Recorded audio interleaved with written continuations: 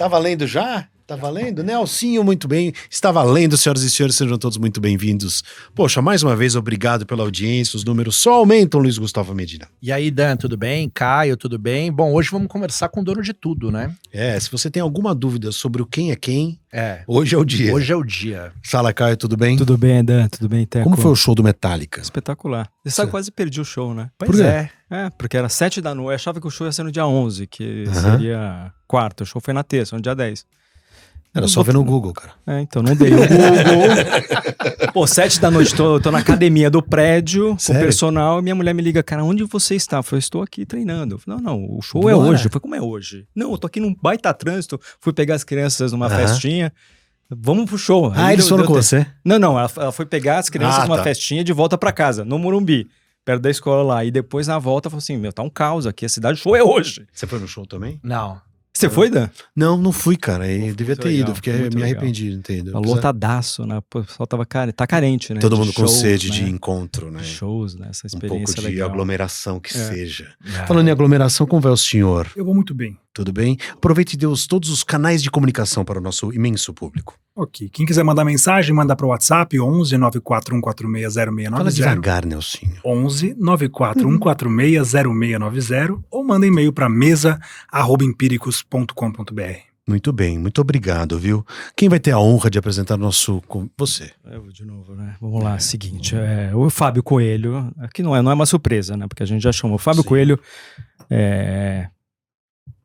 presidente do Google, vice-presidente. Depois você dá exatamente o detalhe, mas eu quero dar uma experiência, uma visão pessoal empresarial aqui. Eu escrevo uma newsletter que é publicada todo sábado, né? Chama 24/7 para os assinantes e leitores da Empíricos. Comecei a escrever essa newsletter faz uns 5 anos. E a edição número 1 dessa newsletter tinha como subject Eu amo o Google. Uma declaração de amor indireta ao Fábio, mas ao Google, que a Empíricos, né, a nossa empresa, não existiria sem o Google. Porque a capacidade do Google de conectar empresas, pessoas através, né, dessas ferramentas incríveis que eles criaram, possibilitou a gente fazer um negócio que seria impossível a gente ter crescido sem ter o Google justamente para ter essa aproximação. E aí a Empíricos, portanto, é uma grande, né, cliente, né? A gente utiliza o Google, é a principal ferramenta nossa para nos aproximar, né, da audiência. E aí terminei criando também um relacionamento, né? Eu tive o privilégio de me tornar próximo do Fábio por conta disso. E é uma grande honra ter o Fábio hoje para bater um papo com a gente. Então, Fábio, você me fala então, me ajuda um pouquinho aí. Você exatamente... Te ajudo sim, Caio. Desde aquela época... Relacionamento quase sempre de amor, né? Que a gente tem aí. Isso. E que o mundo de hoje tem muito poucas certezas e também tem muito poucos sentimentos permanentes. Mas o amor é um bom sentimento. Eu sou o Fábio Coelho. Há 11 anos eu trabalho aqui no escritório do Google de São Paulo. Sou o responsável pela operação do Google no Brasil. E tenho acompanhado aí tudo que está acontecendo com a nossa sociedade, com as nossas empresas, os nossos brasileiros ao longo desses 11 anos, nos quais a gente já teve uma Olimpíada, uma Copa do Mundo aqui no Brasil, várias eleições, 12, 14, 16, 18, e agora vamos ter 22, né? E uma pandemia, um processo de recuperação econômica e agora uma guerra lá na Ucrânia. Então, você é o cara que mais sabe de tudo nesse país, é você. Ao contrário, eu sei muito pouca coisa. Na verdade, o nosso papel como plataforma, Teco, é um papel de facilitar que as pessoas encontrem o que elas buscam. E isso pode ser desdobrado de várias formas, né? Pode ser desdobrado como conhecimento, como informação, como entretenimento, como diversão, como negócio, como conexão interpessoal. Você encontrar a sua tribo. Para isso que o Google está aí. E a função de quem lida com uma plataforma dessa, eu falei no começo sobre ter menos certezas, é exatamente essa, né? A nossa função por trás de uma plataforma é garantir que ela seja apolítica, que ela seja neutra, que ela respeite os princípios de operação do país, respeite as leis operantes do país e sem estabelecer julgamento e limite, porque isso compete à justiça. Então, o meu saber, ele está limitado ao saber do indivíduo, do Fábio, mas o saber coletivo que está expressado aí pelo que 160 milhões de brasileiros buscam todos os dias, e é incrível, cara, porque você sabe que a cada dia 15% das buscas que tem no Google são novas. Sério? Então é um negócio bastante orgânico, que a gente tem que lidar com ele. Até 2 meses atrás ninguém sabia quem era o Luva de Pedreiro. Agora a galera sabe, né? Então as coisas vão aparecendo, vai aparecendo uma informação nova. Ô, Fábio, a gente pode conversar sobre conversar com você, pode Claro. ser de podemos falar sobre o que a gente acha do mundo, a questão da política que você está falando agora. Eu acho que tem um monte de questões relativas ao Google que estão na pauta dos jornais todos os dias. Tem a tua trajetória também e tem a trajetória do Google, né? Não sei nem por onde a gente... Vamos começar pelo Google em si. Todo mundo acha que conhece, mas acho que é legal a gente falar um pouquinho mais. Começou em 98, é isso? Começou em 2K. 98, teve um IPO em 2004. Aqui no Brasil, a gente começou em 2005, se eu não me engano. Vai fazer 17 anos agora, tá quase maior de idade, né? Uhum. A gente abriu o escritório de São Paulo e a gente veio aqui em São Paulo para esse prédio da Faria Lima em 2016, final de 2015, começo de 2016. Tá aí já contigo. Tá Já quase- com você daí. eu tô aqui desde 2011, ajudando o negócio a crescer, sim. Como é que alguém vem parar nesse lugar tão importante que é o CEO do Google? Quer dizer, você tem uma trajetória particular, eu naturalmente estudei um pouco a sua trajetória, mas a tua visão sobre você mesmo, ela é mais interessante que a minha. Como é que para chegar aí, a gente fazer uma retrospectiva reversa, é o quê? É um cara, onde você se preparou para isso? Você foi trabalhar fora, né, na Gillette, tem Olha, um estúdio Harvard, e tem conta um pouquinho de você, para daí a Tá. gente juntar para hoje. Posso contar sim, mas Dan, eu me formei em 85. Então eu acabei a faculdade Antes do de 85. Google. Em 85 não havia nem internet, nem telefone celular, né? É isso. Então, eu acho que a gente tem que se preparar para as coisas que não existem. E essa preparação, ela é composta de curiosidade, muito trabalho duro, Uhum. capacidade, curiosidade e escolhas certas ao longo da carreira, enquanto você vai construindo uma reputação. Eu nunca deixei de estudar, eu fiz mestrado aqui no Brasil, mestrado fora do Brasil, nos Estados Unidos. Você tinha sido formado onde aqui? Eu me formei aqui na Federal do Rio de Janeiro, lá no Fundão. Tá. Depois eu fiz mestrado lá na COPEAD, depois eu fui estudar lá na Universidade de Harvard. Eu morei 2 anos em Boston, em 1990. Tá? Voltei agora lá, 32 anos depois, muito legal. A Boston é incrível. Lá naquela Brasil Conference que tem. Ah, sim, foi em Tava Harvard, claro. muito legal. Mês passado, isso. Mas ao longo da minha carreira, da minha trajetória profissional, melhor chamar de trajetória do que carreira. Carreira Eu parece que também você está gosto muito. correndo de um ponto para o outro, né? Eu fui tomando decisões que me levaram a buscar a indústria de alto crescimento, coisas novas, empresas legais, e eu passei por várias delas. Entre elas, trabalhei na Quaker, lançando o Gatorade aqui no Brasil. Trabalhei na Gillette também, que era uma empresa na época, depois ela foi comprada, virou parte da Procter & Gamble. Mas peraí, desculpa te interromper, mas só porque é legal as pessoas ouvirem. Você tá lá fazendo sua pós-graduação nos Estados Unidos. Sim, Pelo que eu sei, você consegue um trabalho ali. Era Sim. esse da Gillette, é isso? sim. Na verdade, eu fui empregado daqui, a Gillette me exportou Tá. e me deu uma bolsa de estudos nos Aí você Estados fazia as Unidos. duas coisas. Você trabalhava de dia Trabalhava de dia e estudava de noite, e aí você... Aí eu desse voltei ao trabalho que você Brasil, volta pra Gatorade. Voltei ao Brasil, não, antes disso aí, eu fiquei 5 anos na Gillette, quando eu voltei ao Brasil, eu falei, opa, 1990, final de 90, começo de 91, depois da Copa da Itália. E aí a Gillette me pediu para ser vendedor, Aham. representante comercial, porque aquilo ia melhorar o meu conhecimento de mercado. Eu fui vendedor de lâminas de barbear, de canetas quilométrica, etc. Produtos da Gillette, do Brasil, no Rio de Janeiro. Eu vendi Baixada Fluminense, Nilópolis, Magé. Você fazia visita à loja? Fazia visita à loja, eu vendi durante 1 ano e meio. Aí voltei para o marketing, e lá, que é quando eu estava no marketing, eu fui chamado pela Quaker para trabalhar o Gostou do Gatorade Gatorade. no Brasil. E aí o Gatorade foi muito legal. Foi Já numa tá época- começando, né? Mais ou menos quando entrou Foi no o Brasil. começo do Gatorade no Brasil. isso.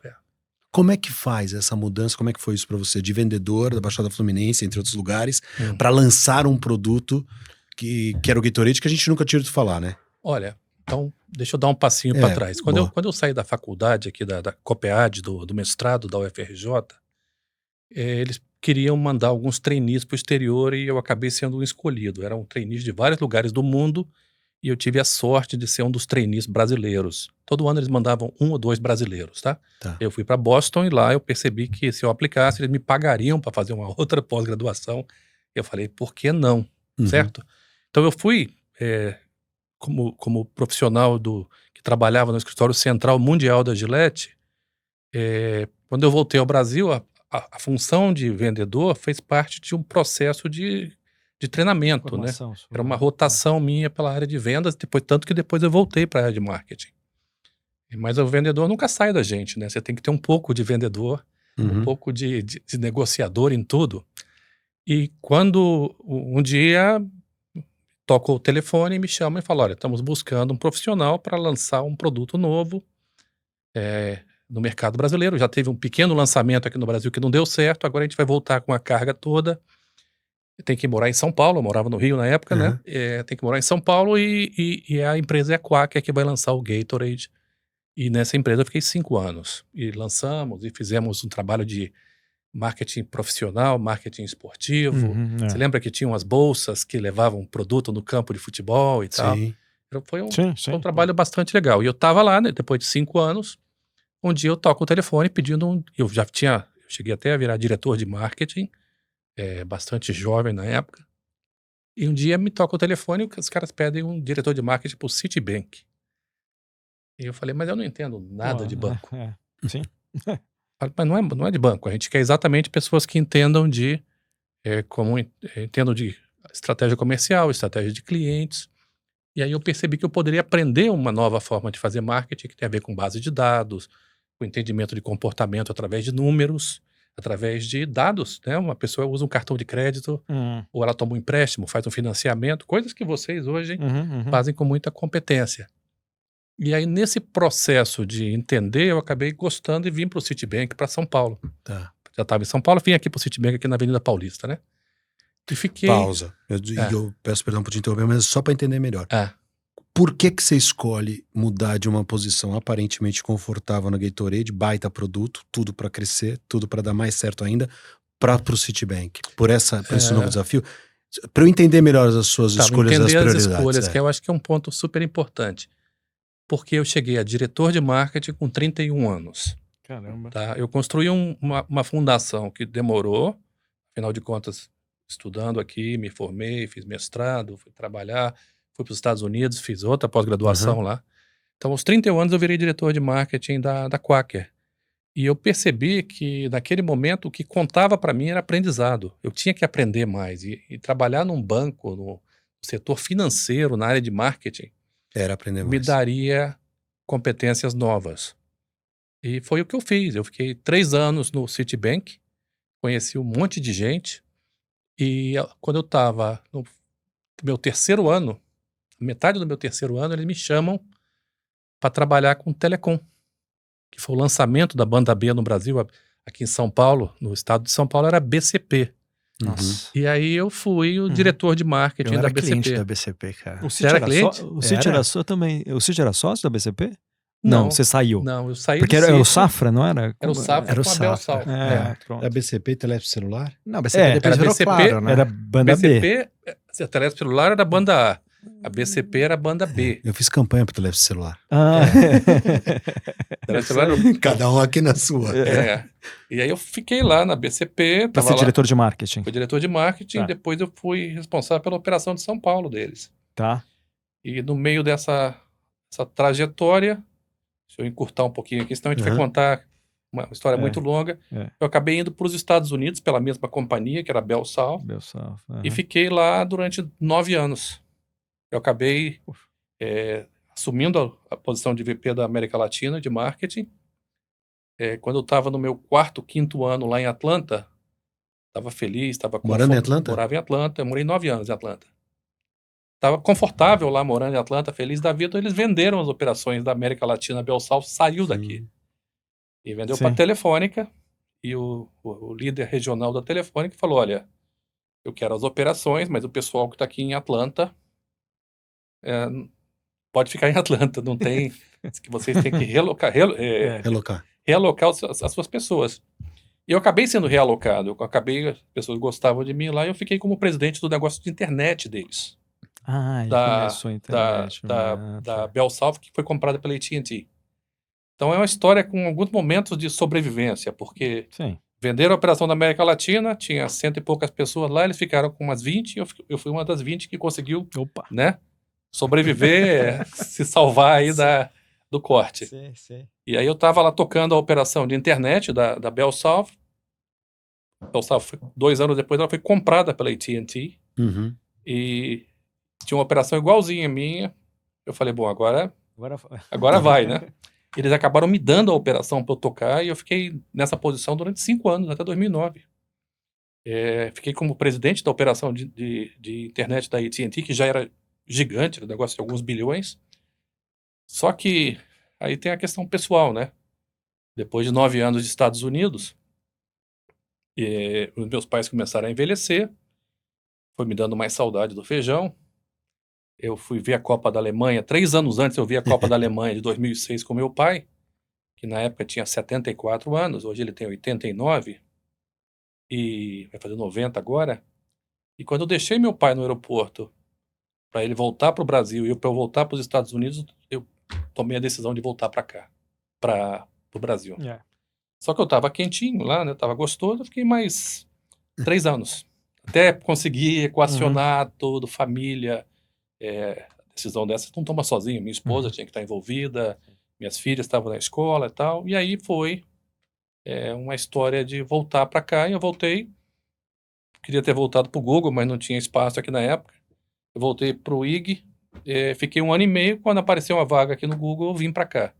Então eu vim me encaminhando. Acho que o resumo dessa longa história eu vim me encaminhando para o mundo da internet, construindo reputação, conhecimento, experiências, que era um negócio que, sabe, você vai fazendo meio que intuitivamente e Mas uma hora a coisa para um cara funciona. fora da curva como você, quer dizer, a parte fora da curva, eu imagino que você às vezes nem tem noção. Quando o cara é muito inteligente, ele nem tem noção da sua inteligência. Ele tem noção do que ele faz para melhorar a inteligência que tem, né? O que é que você fez nessa caminhada e você acha bacana que as pessoas façam também? Livro, filme, curso, entendeu? O quê? Quais são as características, as qualidades que você acha que são necessárias? Olha, muito trabalho duro, que para mim é metade da questão é trabalho duro. Mas, Fábio, o Google, moleza, né? Não, é muito duro, tem bastante trabalho. Mas isso que o Caio tá falando é interessante. As pessoas podem parecer, eu tenho o Google lá, todo mundo usa o Google, todo mundo, né? O que faz lá? Funciona sozinho. Do Google no Brasil, exatamente. O negócio vamos lá. Isso, ele toca sozinho, né? Deixa eu voltar para a pergunta para chegar no Google. Eu acho que o que faz com que as pessoas consigam chegar nos lugares são entrega de expectativa e relacionamentos. E eu sempre tentei entregar mais do que era esperado de mim. Desde que eu comecei a trabalhar lá atrás. A pessoa quer 4, eu vou entregar 4,5, 5. Qualquer que seja a unidade de medição. Por quê? Porque não tem nada pior do que você estar esperando alguma coisa e vir menos. Isso em geral na vida, né? Então, a negociação clara dos objetivos e o que você entrega além daquilo ali gera um certo encantamento e associado a isso com uma boa reputação. Reputação significa estar disponível, tratar bem as pessoas, ser respeitoso em qualquer relação interpessoal, independente do nível. Acho que na verdade, eu me esforço para tratar melhor a pessoa mais simples e humilde da organização do que o meu chefe, que eu acho que é assim que você realmente consegue ter o real entendimento do impacto que a gente tem na sociedade. Então, fazendo isso tudo, eu acho que a gente consegue. O resto é o que a minha mãe me contava, né? Minha mãe falava, meu filho, você não é melhor do que ninguém, mas também você não é pior do que ninguém. Vai trabalhar que você consegue. Então, sabe, fazer isso durante quase 40 anos, uma hora a coisa acontece. Às vezes as pessoas acham que acontece da noite para o dia, talvez o outro grande segredo seja paciência e boa tomada de decisão. Tem que ser paciente. Hoje eu tenho filhas adultas, né? Minha filha tem 24 anos, a outra tem 23. Elas acham que as coisas acontecem muito rápido. A sociedade ficou mais curto-prazista. Isso tá ok, é um sintoma de várias pessoas de uma geração.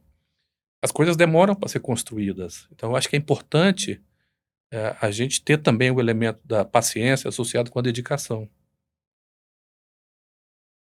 Eu queria entender um pouco a tua rotina, Fábio. Como é que é? Como é que é você, essa convivência aí com uma empresa, como imagino que seja? Pré-pandemia? Eu brinquei, tipo, não, agora voltando, assim, quer dizer, provoquei, né? Eu, quer dizer, te conheço e também tenho amigos que trabalham lá, eu sei e o Google não chegou à toa onde está, né? Uma empresa com uma pressão para aquele negócio continuar crescendo, que faz parte uma organização com sucesso do Google, não chegou ali por acaso. Eu imagino com um executivo do seu nível no Google, a exigência do cargo é proporcional, né? Mas como é que é conjugar depois isso com a parte pessoal? Tá. Tira um pouquinho a pandemia, porque a pandemia fica complicado a gente entender, né? Vamos lá, posso te contar um pouco, Caio? Você perguntou antes, como é que é o Google? Deve ser fácil. Vamos lá, o Google aqui no Brasil nós temos 9 plataformas que tem, assim, ao redor do mundo elas têm mais de 1 bilhão de usuários. O Google é o Google Buscador, é o Chrome, é o Android, é o YouTube, Google a plataforma Maps, de Waze, Gmail, é Google Maps, Waze. Cada uma delas tem alguma coisa para ser trabalhada, seja com o usuário, seja com algum tipo de cliente que possa estar associado àquilo para poder gerar negócio. Dá um exemplo prático, por favor. Um exemplo prático, nós temos uma comunidade enorme no YouTube, que são os YouTubers, que são produtores de conteúdo, o YouTube tem um tripé entre quem produz o conteúdo, que são pessoas na sociedade, quem consome o conteúdo, que são usuários, e quem pode estar associado com esses dois, que são empresas que as resolvem buscar a credibilidade emprestada através da associação com determinadas marcas, com determinados produtores de conteúdo. Então, tudo tem a ver com gerenciar esses triângulos. A busca, você tem um mecanismo de indexação de conteúdo e você tem empresas que resolvem participar daquelas categorias. Por exemplo, quem quiser fazer uma viagem para a Bahia, naturalmente vai buscar um hotel em Salvador. A gente tem conteúdo orgânico e ali em cima, no topo da busca, você pode ter determinadas empresas que falam: eu quero comprar um espaço patrocinado porque eu acho que eu tenho um hotel em Salvador que eu preciso de mais demanda. Que toda vez que o cara botar Hotel Salvador, eu vou Então, aparecer. Salvador, se ele tiver, se for clicado, ele paga um pouquinho e ele aparece lá em cima na busca. Então, imagina, 9 plataformas, várias discussões sobre como essas plataformas devem estar sendo utilizadas pela sociedade, discussões de privacidade, discussões que a gente pode aprofundar aqui daqui a pouco. Mas o que é importante a gente observar é como isso aí entra na minha rotina. O que eu tento fazer? Quando eu comecei a trabalhar, me falava: olha, tem que fazer a matriz do que é urgente, do que é importante, você tem que trabalhar no urgente e importante. Aquela coisa básica, né? Aquela matriz de 2x2, mas aquilo é verdade. Eu tento entender quais são as decisões que eu tenho que soltar para as pessoas que trabalham no Google para elas tomarem as decisões. E a maior parte dessas decisões do mundo tão fragmentado, onde as pessoas estão empoderadas para tomar decisão, você tem que transferir isso para as pessoas. E o meu papel passa a ser o papel de um facilitador dentro da companhia. Esse é o meu papel. Ao facilitar a tomada de decisões, eu tomo menos decisões e empodero as pessoas para que elas tomem decisões. Mas as decisões que são importantes dentro de um certo contexto de importância maior, eu tenho que estar mais perto. Então, eu passo o dia todo repriorizando quais são os processos que vão ficando importantes e urgentes, onde é que eu tenho que entrar, como é que eu posso ajudar as pessoas na melhor tomada de decisão, mas eu tomo menos decisões sempre que possível. Para que as decisões possam ser colegiadas, elas vêm das pessoas que sabem mais. Porque hoje em dia, a pessoa que é especialista no assunto, com acesso ao conhecimento, ela sabe mais do que a gente, né? Então, lógico, eu começo a trabalhar todo dia às 8 horas da manhã e termino às 7 horas da noite. Também não gosto de passar de 7 da noite, não gosto de perder tempo. Já começo bem cedo, reuniões curtas de 30 minutos para tomar a decisão em 30 minutos. E em 30 minutos a gente consegue entender qual é o problema que nós temos, quem vai trabalhar nisso, quais são os detalhes que têm que ser levados em consideração para a gente poder correr atrás e resolver. Nesse tripé que você falou do produtor de conteúdo, da empresa e do consumidor, ficou mais difícil nos últimos tempos administrar enfim, manter tudo tudo redondinho? Porque imagino que tenha gente reclamando porque o algoritmo favorece A, favorece B, porque o conteúdo A é ruim, porque as pessoas consomem B e não C. Não sei se mudou, se sempre foi assim, agora só tem mais barulho. É lógico, uma sociedade democrática, plural, ela passa por ter voz Uhum, e empoderamento para todo mundo. As pessoas mais empoderadas, elas têm maior capacidade de questionar uhum, e têm maior capacidade também de estabelecer o que elas consideram direito. Às vezes não é um direito, às vezes é uma, é uma, é uma situação que nós consideramos uma liberalidade. uhum, Isso sendo bem genérico aqui. Se você for específico, sim, ficou mais difícil. Ficou mais difícil porque as pessoas, quando elas. O que ontem era mágico na vida, hoje passa a ser normal e as pessoas começam a buscar mais. Isso aí uhum, é normal desde que o mundo é mundo, desde Oliver Twist lá atrás, né? I want more. Eu quero mais. As uhum. pessoas têm o direito de querer mais e têm o direito de buscar por mais, e as empresas têm que entender qual é o limite entre o que é possível e o que é desejável para todo mundo, né? Então, o meu papel é sempre tentar equacionar, junto com os colegas que trabalham lá no Google, como esses triângulos de querer funcionam. Uhum, Os produtores de conteúdo, eles podem querer mais. Os jornais, os produtores jornalísticos querem mais remuneração. uhum, É, é, as pessoas que, por outro lado, o cliente fala assim, mas eu quero pagar menos. O usuário fala assim, eu não quero propaganda. uhum. E é natural, é natural isso. porque as pessoas estão expressando os seus quereres. A realidade é que a internet aberta só funciona como internet aberta porque ela é sustentada por publicidade. Uhum, E esse sustento por publicidade é que faz com que ela seja gratuita, senão seria parecido com a TV a cabo. claro. Tem um preço, tem uma mensalidade, funciona para alguns, mas não funciona para todos. O nosso objetivo é de universalizar o acesso, democratizar o acesso. E ao democratizar o acesso e democratizar o conhecimento, a gente aposta que lá na frente a sociedade, essas coisas se equilibram naturalmente. Você cria um ambiente mais vibrante, onde todo mundo tem acesso ao conhecimento, à informação, a capacidade de empreender, que é Uhum, fundamental, a capacidade de ser empreendedor, que nós estamos aqui num exemplo vivo disso, né? uhum. Nós estamos aqui num evento vivo de empreendedorismo. E lógico, com o tempo as coisas têm que ser, né? Essa fricção de forças, ela faz parte de qualquer processo de desenvolvimento econômico e social e até mesmo político Mas do o país. Fábio, tem um problema prático na minha Vamos cabeça, lá. assim, que eu acho que deve ter sido, que é recente, e Hum. que eu tenho muita curiosidade de saber como que foi o desenvolvimento e a equação desse problema lá dentro. Que é, por exemplo, exatamente dentro dessas palavras que você falou, limitação, reputação, personalidade, escolhas, né? Por exemplo, quando o Google tem que escolher tirar alguém da plataforma. Por exemplo, no caso do YouTube, vou limitar, vou tirar essa pessoa, esse discurso aqui é homofóbico, ele não nos interessa, essa pessoa não terá mais a nossa plataforma para expressar essas ideias.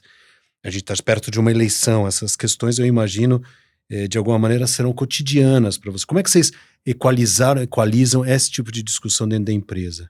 Como é que essas coisas... Né? Porque às vezes essas discussões tomaram os jornais, É. tomam e devem ter tomado muito do seu tempo. Olha, Dan, isso é uma excelente pergunta. Deixa eu Uhum. começar com 2 ou 3 conceitos básicos. Um é do ministro Carlos Aires de Brito, ex-ministro, que falava que a imprensa e o cidadão sempre a primeira palavra e a justiça a última. Uhum. Então, as pessoas têm o direito de se expressar. Só que dependendo da reação da justiça, essa expressão pode ser condenada e, no caso das plataformas, ela pode ser removida. Então, remover determinados conteúdos não significa limitação da liberdade de expressão. Significa só que a gente quer zelar para que tenha um ambiente onde as trocas são Sejam saudáveis. Uhum. Então, se falar que a vacina provoca herpes, câncer, o que for, a vacina do Covid provoca impotência ou sei lá o que mais, isso tem que ser removido. Porque nós estamos num momento onde, como a produção de conteúdo no mundo todo, na última década, ela multiplicou por múltiplos, as pessoas estão tendo uma espécie de uma a liberdade para se expressar ficou como nunca houve antes na história, Sim. né? Essa liberdade de expressão, ela tem que ser garantida, mas passa por um processo de educação. O que a gente considera educação na plataforma, especificamente do YouTube, sobre remoção de conteúdos? Primeiro, você valorizar conteúdo de qualidade. Conteúdo de qualidade, ele é melhor ranqueado e ele sobe e por vezes, ele é remunerado. Se for um conteúdo jornalístico, por exemplo, nós temos parceria com mais de 70 publishers de conteúdo jornalístico no Brasil. Segundo, é você ter agentes que reconhecem o que é verdade e o que não é. Isso não é o Google que reconhece. Então a gente tem parcerias com a Comprova para fazer o trabalho de fact-checking, para você verificar o que é verdade e o que é mentira, porque infelizmente a praga da desinformação também passa por gente que produz conteúdo que não é um conteúdo verdadeiro, mas é produzido intencionalmente. Isso tem que ser removido. Nós não vamos ser os que vamos dizer, a empresa que vai dizer o que é verdade e o que não é. Quem tem que dizer isso, no caso, são as empresas que fazem checagem de fatos ou a justiça. Terceiro, exatamente, é você remover conteúdo que não é conteúdo considerado conteúdo aceitável na plataforma. Então, existe um grupo de pessoas que trabalha imbuído desse espírito. Isso é um negócio super sério, porque você sabe que você está impactando a qualidade do que está na plataforma se você mantém ou remove determinados conteúdos. Sim. Eu diria que não é uma equação perfeita em lugar nenhum do mundo e em empresa nenhuma. Mas é melhor a gente ter 99% de qualidade, 99,5% de qualidade, do que não ter um modelo como esse, que é um modelo que estimula a colaboração, estimula que a sociedade entre e produza seus próprios conteúdos, que haja uma discussão. Acredito, para fechar esse ponto, que ao longo do tempo passa também esse melhoramento dos conteúdos das plataformas passam por um processo de educação. Eu, quando recebo aqueles WhatsApp lá falando repasse sem dó e tal, eu nem leio mais aquilo. Você já sabe que aquilo ali é um conteúdo que não... Mas assim, Fábio, desculpa, eu não quero monopolizar a conversa não, por favor. Vamos lá. Só para completar. Nunca se questionou o fato de não... Isso é uma escolha, né, da empresa, que toda escolha tem bônus e ônus. Nunca se questionou que precisaria se escolher e precisaria se definir. É isso que você está me dizendo, né? E a gente tem que tomar essa decisão, a gente tem que tirar isso, a gente tem que ter essa... Sim. Entende? Porque toda escolha, quando ela é feita, quando você tira, tem gente que ama, tem gente que odeia. Tem gente que passa a ter uma opinião sobre o Google que não tinha antes, positiva ou negativa. Se você não Mas não é uma também questão. vai ter gente Exatamente. que Então, odeia. na medida de que vai se ter opinião de qualquer maneira, a escolha foi escolher. É isso. Definir. Olha, é isso que eu quero. Porque é uma discussão, só até complementar, que é uma discussão quente no momento, né? A história E agora, do... com a política, a história, vai não, e tá- ainda a história todo do- dia o Fábio vai Não, ter do Não, Elon um Musk paralelo. no Twitter. A história do Elon Musk comprando o Twitter, né? Então, o que o Musk terminou questionando era justamente esse serviço de curadoria que ele achou excessivo. Essa foi a opinião dele. No caso do Twitter, né? Isso. Enquanto que... E era uma questão do Twitter, né? Que tem uma característica um pouco diferente do YouTube, né? olha, nós do Google levamos isso muito a sério. Imagina. Tanto que esse é um processo que ele é globalmente administrado, logicamente, com a presença local aqui no Brasil. A gente se envolve o tempo todo nisso, mas a gente acredita que, como fundamento, primeiro, o cumprimento de lei, segundo, o entendimento através da lei do que é certo e do que é errado, e terceiro, que todos os usuários da plataforma merecem um tratamento equivalente. Então, se você errar a primeira vez, você é avisado. Uhum. Se errar a segunda vez, toma um strike lá, até o ponto que a pessoa, dependendo do produto, que a pessoa ela é suspensa da plataforma. Sim. Então, isso não tem jeito. É aquele negócio, né? Vou fazer um exemplo aqui mais corriqueiro. Eu sou sócio do clube aqui, sei lá, qualquer clube aqui de São Paulo. O clube lá tem uma regra. Você não pode pular pelado na piscina. Se você pular pelado na piscina, o que vai acontecer? Você vai ser suspenso. Tem termos de conduta social que são... nós não definimos, mas o que é aceitável e o que não é aceitável para cada sociedade. Eu acho que nesse ponto é sempre passível de discussão. Uhum. O que é aceitável e o que não é aceitável. Então, para isso, você tem que se respaldar na lei. Não tem jeito. Bom, Bora. tem uma coisa que eu acho interessante. Vocês têm muito dado, muita informação. Vocês veem o que as pessoas estão buscando, se interessando mais. Acho que vocês percebem tendência muito antes da gente perceber tendência, né? Vocês conseguem imaginar o que vai ser o futuro próximo, por exemplo, dessa molecada, o que eles estão buscando, o que eles vão buscar. Uma coisa, por exemplo, hoje tem muita criança que quer ser youtuber, né? Claro. Que quer ser youtuber, né? Você acha que vai ter espaço para muita gente ainda continuar produzindo conteúdo, ou em algum momento vai mudar esse tipo de, enfim, de conteúdo do jeito que a gente vê hoje?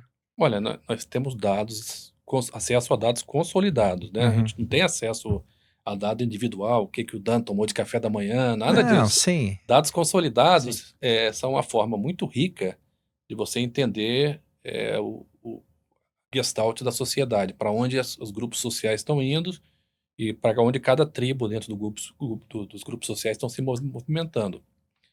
A questão do youtuber, ela funciona e é muito atraente pelo seguinte: primeiro, nós vivemos num mundo que tinha muito pouca diversidade. Uhum. Quem ditava o padrão de beleza eram grandes grupos de comunicação, que era a tecnologia disponível até 20 anos atrás, e que definiam que o galã tem que ser branco, de olho azul, trabalha na empresa tal e tal, e eram poucos com acesso a essa janela mágica que fazia com que você entrasse na casa das pessoas.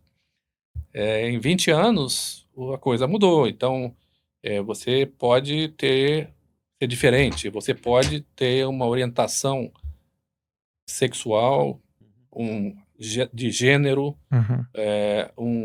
de gosto, de paixão, de desejo completamente diferente. Você gosta de tocar violino, se você quiser tocar violino no YouTube, você vai ter do outro lado alguém que gosta de consumir violino. Então, esse conectar audiências cada vez mais detalhadas, com pessoas que cada vez mais querem explorar as suas paixões e talvez transformar aquilo em negócio para elas, em subsistência, é muito bacana. É demais. É muito bacana. Então, isso mostra um Brasil com menos fronteira, com menos limite geográfico. Nós somos um continente aqui. Você está lá no interior, Brasil, onde uma pessoa pobrezinha, que não tem recurso para conseguir chegar no meio de comunicação tradicional, ela consegue produzir lá no interior Isso é muito legal. do estado, sei lá da onde, do Piauí, do Amazonas, do Espírito Santo, lá de onde eu venho. E é muito bacana ver isso. Naturalmente, essas pessoas começam a entender que aquilo é uma forma de sucesso ou de carreira. Não é para todo mundo, tem que ter talento, tem que ter carisma. Eu falei aqui no começo do Luva de Pedreiro, e ele é um Que cara... é um grande personagem, grande né? personagem. Então, quantos desses não existem pelo Brasil com talentos diferentes, de cozinhar, de cantar, de fazer um esporte, de praticar um game? Gamers é uma coisa impressionante também.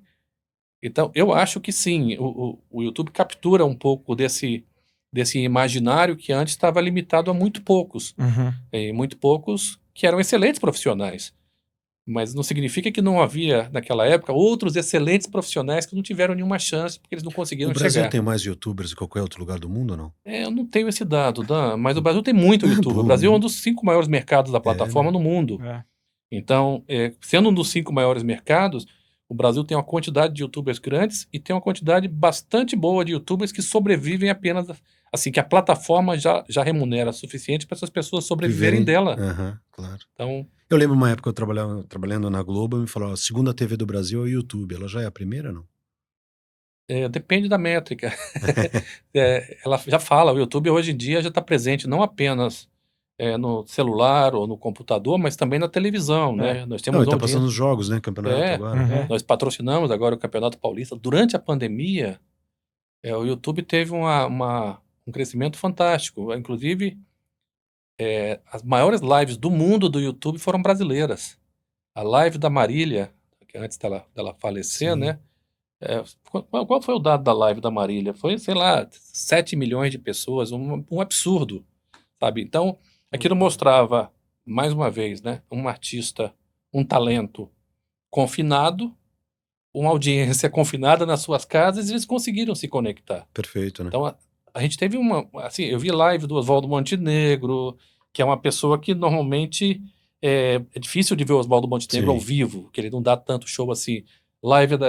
Aquela live que teve o Alexandre Pires com o Seu Jorge, espetacular. Então, várias lives que são para públicos diferentes. E isso eu acho que é uma das grandes mágicas do YouTube. Cresceu muito durante a pandemia e continua agora com o fenômeno do YouTube na TV ser bastante grande. Perfeito. Alô. Fala agora um pouco do lado pessoal, mas pessoal ligado a finanças, Fábio. Queria entender um pouco do Fábio investidor. Se você gosta de participar diretamente, prefere que, né, o teu assessor, né, um terceiro cuide disso, se você acompanha cotações. Fala um pouquinho como é que o Fábio... Se as ações do Google vão subir.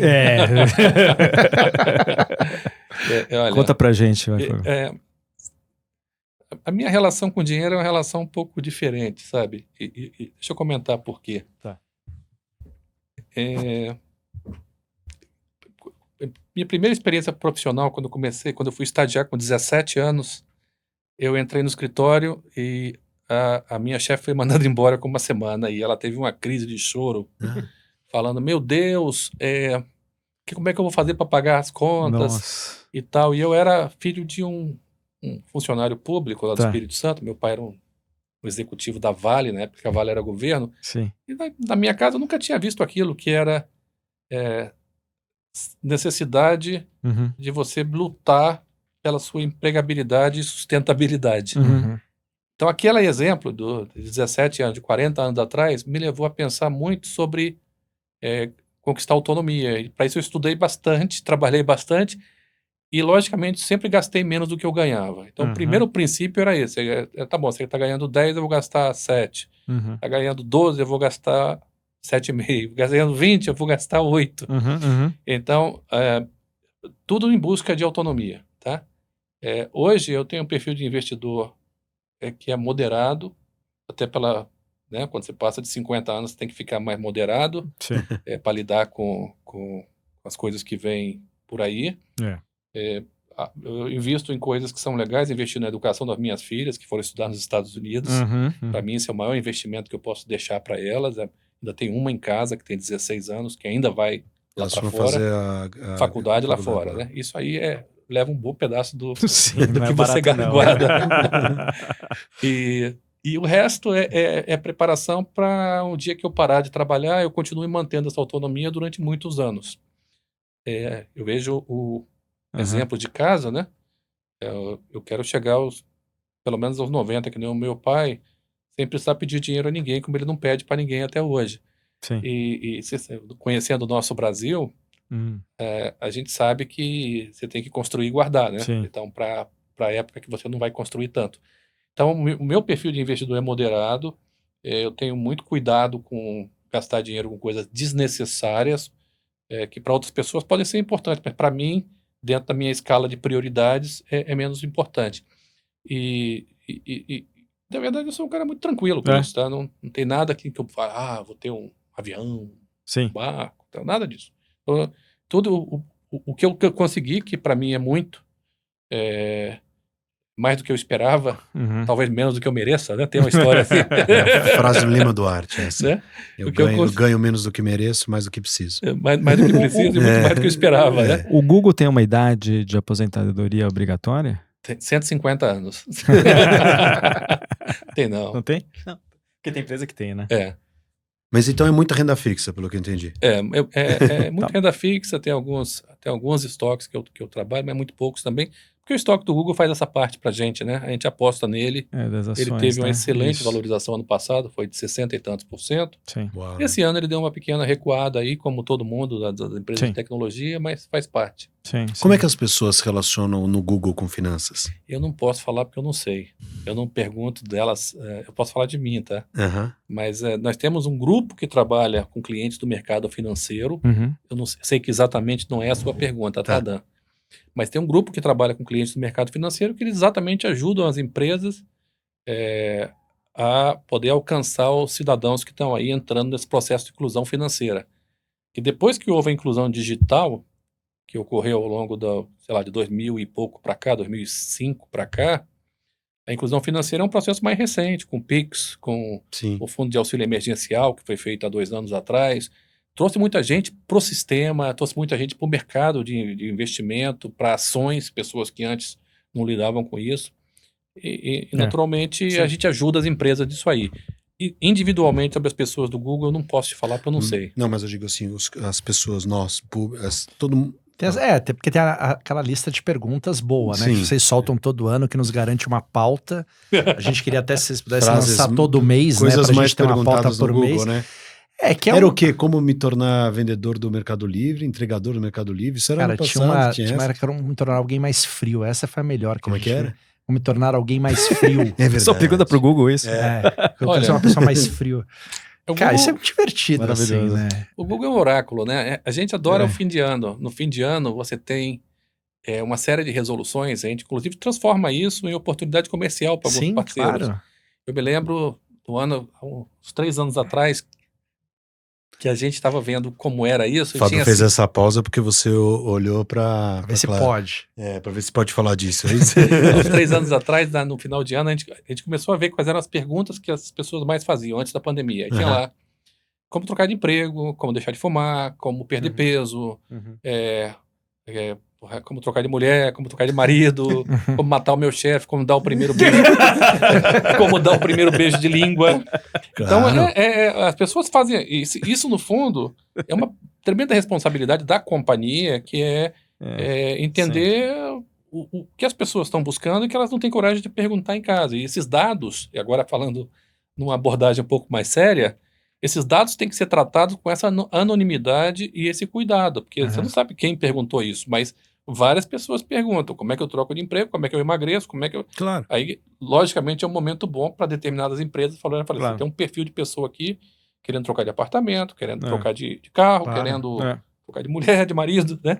Sim. É um pouco retrato da onde a sociedade daquele país está indo, né? Dá para você comparar países com países e perceber também o nosso, né? Para onde está indo. Ô, Fábio, me veio uma pergunta agora, até porque a gente estava falando do WeWork antes, né? E da série do WeCrash e tal. Tem pessoas que procuram o Google para limpar a barra, assim, para melhorar a reputação? Deixar lá só as coisas boas a respeito de si mesmo? claro, Tem, né? Tem, claro. Não o Google, elas tentam entender como elas conseguem fazer uma gestão de reputação melhor. E do que é isso que tá lá. é válido, tá? Claro. É válido pelo seguinte, o composto da reputação de cada um de nós, ele é expressado pelas coisas boas que a gente faz e que são percebidas pela sociedade, mas também pelas coisas não tão boas. Então, E que às vezes são mais procurados e parece são- ter mais valor. infelizmente, sim, às vezes são mais Uhum. procurados. Então, a pessoa fala assim, dá para remover isso do Google? Você lembra discussões de right to be forgotten, direito ao esquecimento sim. e tal? Ah, Dá para remover isso do Google? Remover, a gente só remove se tiver uma ação judicial Uma dizendo que é judicial. uma calúnia, uma ação de difamação e tal. Se não for, não dá para remover. Mas o que a pessoa sim pode fazer é uma série de ações positivas que, eventualmente, se elas forem bem interpretadas pela sociedade, elas passam a estar acima na busca. Então, aquela coisa que pode ser não tão boa, vai para a página, sei lá, 3, tem 4, uma história 5. interessante dessa, falando nessas séries do Picaretas, que é a do golpista do Tinder, né? Que ele acabou, ele não conseguia mais fazer o golpe dele a partir do momento em que o No golpe dele foi a primeira busca do Google, né? Não tem uma história dessa? E aí, porque as pessoas digitavam o nome dele, aparecia qualquer coisa. Quando sai o escândalo, quando você digita o nome dele, aparece o golpe, aí Já tá ninguém mais vendo. cai. Então tem para os dois lados isso, né? A transparência numa sociedade, ela é um assunto bastante quente, mas a realidade é que a transparência funciona para premiar quem faz a coisa bem feita, né? É. Então, e para não premiar quem não faz tão bem feito Ô, assim. Fábio, o que vocês estão fazendo que a gente ainda não sabe que você acha que é legal de contar? Não, porque eu vejo tanta coisa bacana do Google que a gente sabe pouco, sei lá, mesmo no Google Maps, Google Earth, o negócio dos museus, tem tanta coisa acontecendo.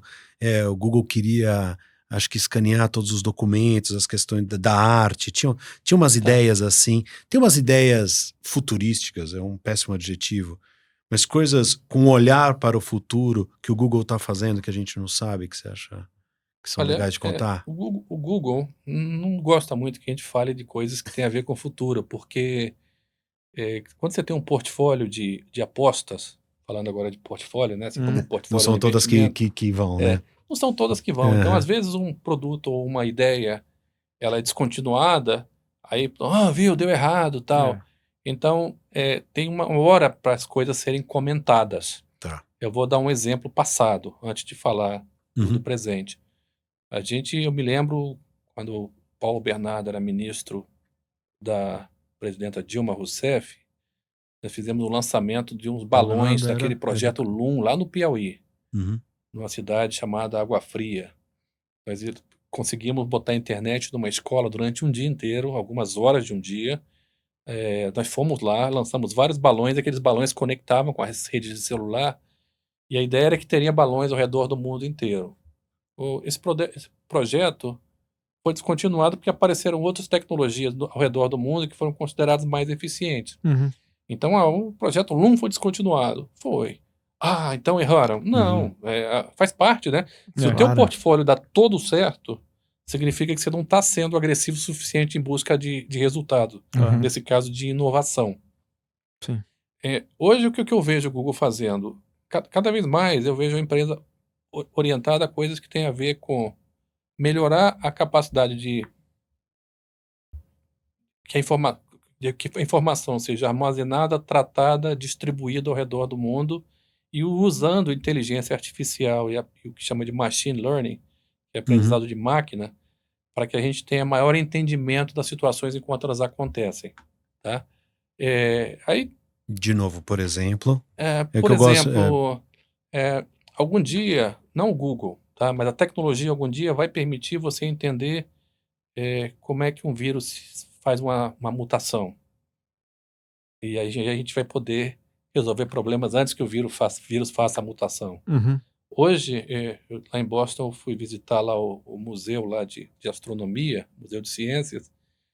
Já tem um monte de outros planetas fora do sistema solar aí que há 30 anos atrás era ficção científica.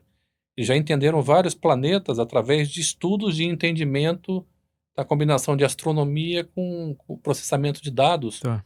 Já tem vários planetas que eles têm o tipo de massa suficiente, a distância de um sistema onde permita que haja vida fora daqui.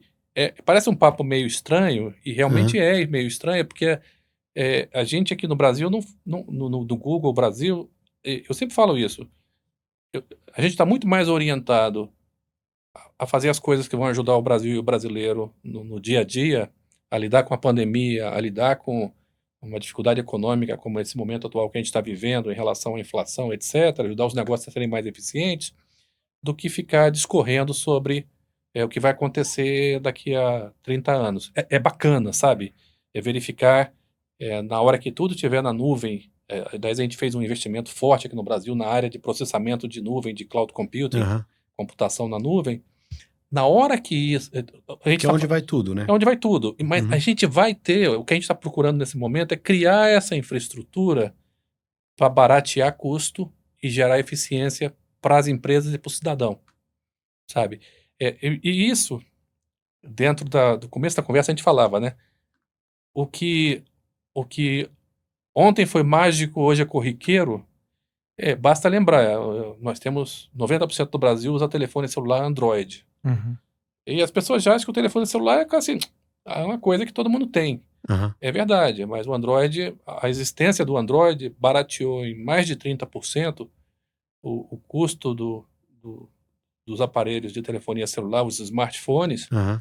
e permitiu, através de um sistema aberto, que você tivesse muito mais desenvolvedores de aplicativos, que eventualmente gerou uma economia de aplicativos, gerou todo o processo de Uber, etc., e permitiu que startups nascessem, e o Brasil, que não tinha nenhum unicórnio, de uma hora para outra disparou e tem um monte de unicórnios aqui no nosso Brasil.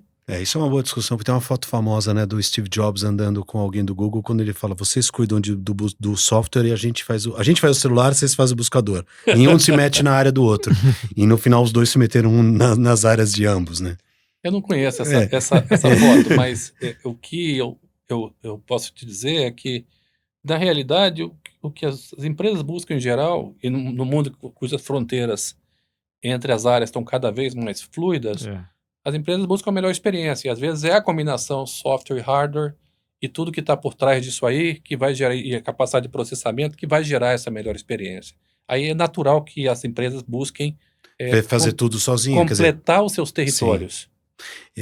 Você conheceu essas figuras assim míticas do mundo rock and roll tecnológico? Eu conheci o Larry Page e o Sergey Brin, lógico que são meus chefes, né? Uhum. E conheci e tive o prazer de receber uma garrafa de vinho do do Larry em 2016, quando eu virei vice-presidente da organização. Então, uma garrafa de vinho com um bilhetinho que dizia uma frase em inglês que me marcou muito até hoje, que em inglês ela diz que a whisper is a shout. Uhum. Traduzindo para o português, um sussurro é um grito. Ou seja, foi um chamamento à responsabilidade pelo fato de você ter uma posição dentro de uma organização onde as pessoas olham para você por referências. E aquela frase pequenininha que tinha 2 palavras grandes, Bonita whisper e shout, ela me chamou a atenção o seguinte: se eu chegar de manhã com a cara feia, as pessoas vão olhar e falar, tem alguma coisa errada. Será que é com ele? Será que é comigo? Será que é com a empresa? Então, eu sempre tento me conduzir, me portar aderente àquele conceito, né? Que a gente, ao representar uma empresa, a gente tem que ter os valores sem nenhum tipo de violência, né? Mas você tem que ter violência à tua personalidade, mas você tem que encaixar determinados comportamentos que são a liturgia do cargo. Uhum. Não me parece ter sido tão difícil para você. Última rodada, pessoal, porque os horários estão. Não, só agradeço o Fábio, pô, incrível, papo. E um gentleman, né? É muito legal bater papo com o Fábio. Um privilégio ter você aqui, Fábio. Quando eu fazia um programa de esporte, né, quando eu fazia a bola da vez, né? Eu entrevistava caras de futebol. E sempre que tinha um técnico, eu pensava se eu jogaria pelo cara, sabe? Eu jogava. Então eu tava entrevistando aquele e falava, agora eu entendo porque esse cara não dá certo. Esse cara, eu jogaria pra você, Fábio. Eu também trabalharia pra você se você me aceitasse. Me conta, só porque é muito bacana das pessoas ouvirem, cara, referências que as pessoas possam ler, livros que você acha interessantes, ou filmes, séries, coisas que as pessoas possam procurar, que você acha que são interessantes e inspiradoras. Olha, para mim, uma das grandes referências de leitura minha, Dan, foi o Laurentino, quando ele escreveu a trilogia da história do Brasil. Uhum. Por ter ficado tanto tempo fora do Brasil, eu tenho uma paixão enorme por esse país, sabe? Uhum. E essa paixão, ela me leva a uma curiosidade enorme de entender por que nós somos assim, e até mesmo de tentar trazer algumas coisas de fora, mas sem alterar a essência do brasileiro, que eu acho que é maravilhosa. Eu sou um otimista em relação ao Brasil. Hoje, daqui a pouco, vai ser o dia 13 de maio. Sim. Depois vai ser o dia 14 de maio. Tem um poeta baiano que fez uma música sobre o dia 14 de maio, que fala um pouquinho sobre o que acontece no dia seguinte, né? O que aconteceu no dia seguinte ao dia 13 de maio. Então, a primeira coisa é isso, o Laurentino, com todo o trabalho dele em relação à escravidão, em relação ao passado nosso, que eu acho que a gente tem que entender para poder saber de onde a gente veio, né, enquanto sociedade, e quais são as coisas que a gente tem que fazer para melhorar isso aqui. Uma sociedade bastante desigual, e que essa desigualdade, ela impede desenvolvimento. Eu acho que o papel da tecnologia tem a ver com isso. Sobre leituras em geral, sobre pessoas e como referências, eu sei que é meio piegas falar, mas minha referência é em casa, são meus pais, tá, que estão casados há 62 anos e que sempre me deram uma noção exata de humildade, de modéstia e de integridade. Eu acho que esses são os melhores exemplos que eu posso ter. Eu gosto muito eu tentei ao longo da minha vida aprender com cada pessoa que trabalhou comigo, seja olhando para cima, para a pessoa que era meu chefe, falando o que essa pessoa, o que ele ou ela te ensinam, ou o que você faria diferente. Eu acho que, sinceramente, o Brasil tem poucas referências que são consideradas referências positivas, mas tem várias aí, sabe? Tem várias referências, eu não vou entrar no mundo político, por isso que eu prefiro ficar com família e prefiro ficar com história. Tá? Eu acho que entender a nossa história e entender a raiz familiar de cada um são com exemplos o meu avô era agricultor no interior de Pernambuco, tá?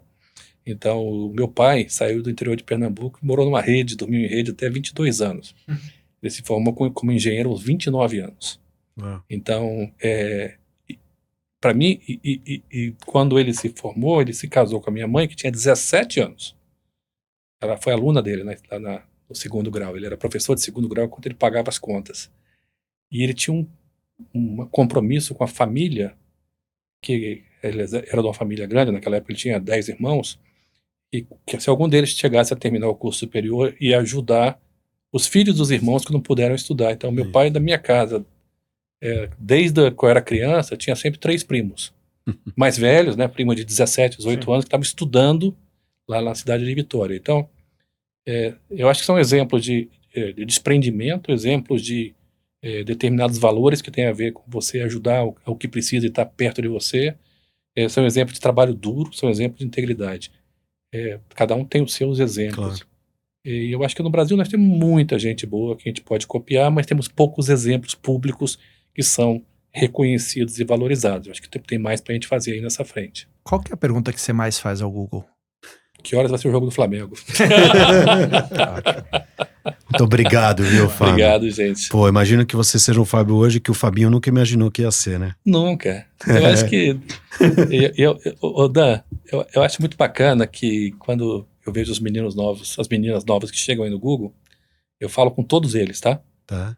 Todos os profissionais novos que entram na companhia, eu faço questão de fazer uma sessão com eles. A gente faz as sessões lá, que é o café com o Fábio. E eu falo, gente, eu não sou melhor do que vocês, não. Um dia eu estava sentado aí, sabe, com um monte de ansiedades, um monte de preocupações, e de repente a coisa foi andando, foi desenvolvendo, eu tô aqui. Qualquer um de vocês tem condições de chegar. As pessoas precisam saber que é possível. Sim. Falei demais, ponto. Não, foi ótimo. Muitíssimo obrigado, de Obrigado, verdade. tá? Obrigado, E Fabio. muito obrigado Valeu. a todo mundo que participou, nos ouviu, mande suas perguntas, comentários. Foi um prazer, Luiz Gustavo Medina. Até a próxima. É isso, até a próxima. Valeu, Caio. Valeu, Dan. Você vai tocar o Fábio, sino? Obrigado. Você vai lá Pô, tô indo agora. vai tocar o sino na B3, hein? Boa sorte. Obrigado, gente. Valeu.